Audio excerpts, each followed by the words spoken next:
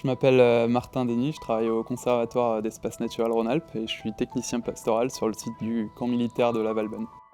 Les militaires, en fait, ils nous voient pas mal comme des gens qui entretenons le camp, ce qui est vrai, hein, on participe à l'entretien du camp. Nous, on essaye de réintroduire le pâturage pour entretenir les pelouses.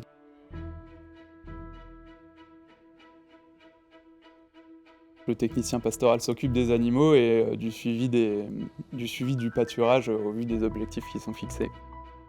On peut aussi dire berger. L'objectif du projet LIFE, c'est de conserver ces pelouses sèches et maintenir les espèces qui y habitent, puisque l'objectif final, c'est de conserver aussi la biodiversité.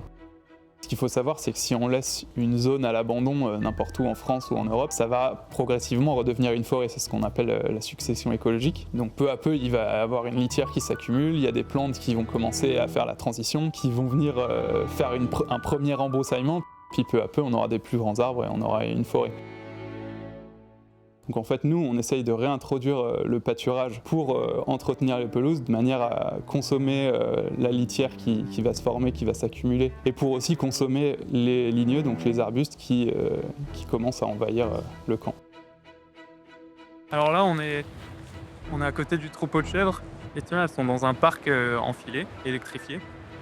Et donc, je leur fais des parcs qui changent à peu près toutes les semaines et demie, 2 semaines. Allez, venez!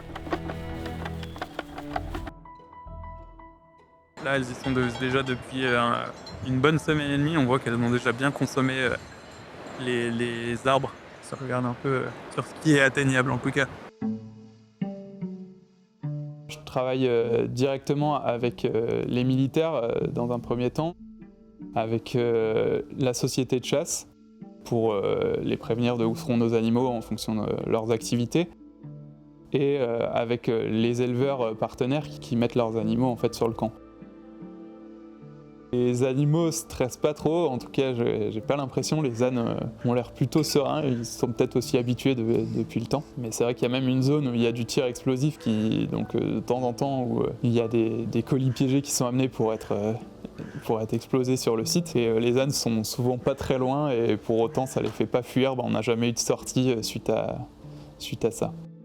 Après, j'ai aussi des relations directes avec les militaires concernant les tirs notamment. Je dois les appeler tous les jours avant d'entrer sur le camp et en sortant. Je vais les voir une fois par semaine pour savoir un peu qu'est-ce qu'ils prévoient en tir et comment je peux m'organiser. Les militaires, en fait, ils nous voient pas mal comme des gens qui entretenons le camp, ce qui est vrai, hein.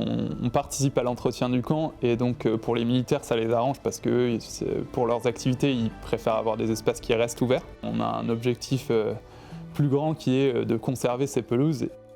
L'objectif final, c'est de conserver aussi la biodiversité.